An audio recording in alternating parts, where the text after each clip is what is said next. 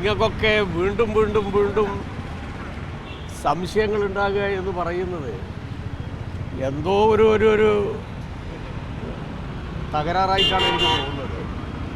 ഇത് കുഴൽനാടൻ വരുത്തി വെച്ചിട്ടുള്ള ഒരു അപമാനമുണ്ട്.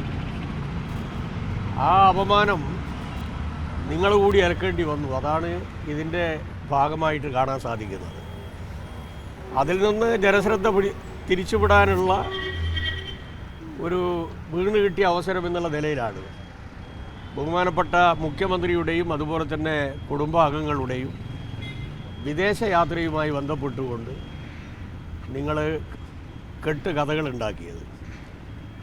ഇത് കേന്ദ്ര ഗവൺമെൻറ്റിൻ്റെ അംഗീകാരം കിട്ടുന്നു, എല്ലാവർക്കും അറിയാം. പാർട്ടിയുടെ അംഗീകാരം കൊടുക്കുന്നു, അതും അറിയാം. ഇത് സ്വകാര്യ യാത്രയാണ്, സന്ദർശനമാണ് എന്ന് ബഹുമാനപ്പെട്ട മുഖ്യമന്ത്രി പറയുന്നു. പിന്നെ എന്ത് സംശയമാണ് നിങ്ങൾക്കുള്ളത്? എന്ത് സംശയമാണുള്ളത്?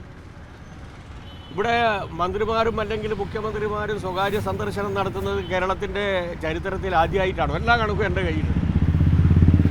മന്ത്രിമാർ 26 പ്രാവശ്യം, 22 പ്രാവശ്യം, 18 പ്രാവശ്യം ഒക്കെ സന്ദർശനം നടത്തിയിട്ടുണ്ട്. അതിൽ പകുതിയിലേറെയും സ്വകാര്യ സന്ദർശനങ്ങളാണ്. അന്നൊന്നും ആരും വിവാദം ഉണ്ടാക്കിയിട്ടില്ലല്ലോ. ഇപ്പം എന്താ വിവാദം ഉണ്ടാക്കുന്നത്? ഒരു കാര്യം മനസ്സിലാക്കേണ്ടത്, കഴിഞ്ഞ ഒരു വർഷമായി കേരളത്തിൻ്റെ മുഖ്യമന്ത്രി ഭരണരംഗത്തും സംഘടനാ രംഗത്തും അദ്ദേഹം നടത്തിയിട്ടുള്ള പ്രവർത്തനം എന്ന് പറഞ്ഞാൽ ഊഹിക്കാൻ പോലും പറ്റാത്ത സ്ട്രെയിനാണ് അദ്ദേഹം എടുത്തത്.